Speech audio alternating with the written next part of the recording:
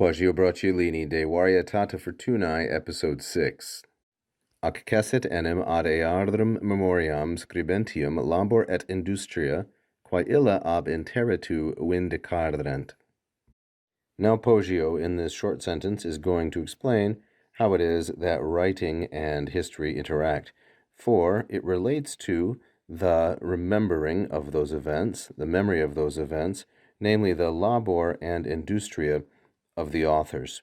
So that doesn't make a whole lot of sense in English yet, but labor and industria, feminine singular and nominative, industria, masculine singular and nominative, labor. For the hard work and the diligence of those who are writing, that's scribendium, which will be a masculine plural genitive, that is a participle of the third conjugation verb scribo, scribere. The hard work and the diligence of the writers, they relate to, or they have an interest in, accessit, this word's notoriously difficult to translate, they have an interest in the memory, they apply to the memory of those events, earum, the things that have transpired.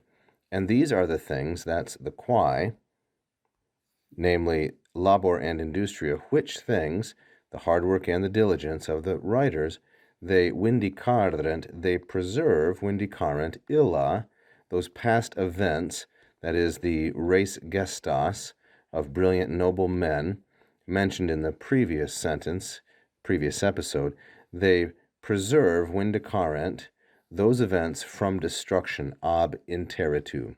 Interitu here is a masculine singular ablative, it's an ablative of separation, and this is a fourth declension noun, quartae declinationis.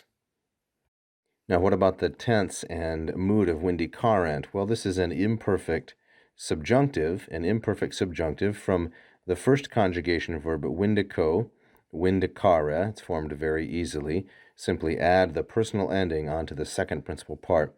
The question, though, is why is it subjunctive? Quae vindicarent is called a relative clause of characteristic. A relative clause of characteristic.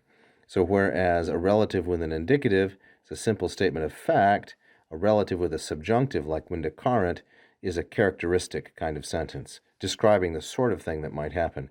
So the labor and the industria are the sorts of things, the very things which, we might say, vindicarent, preserve those past events from destruction.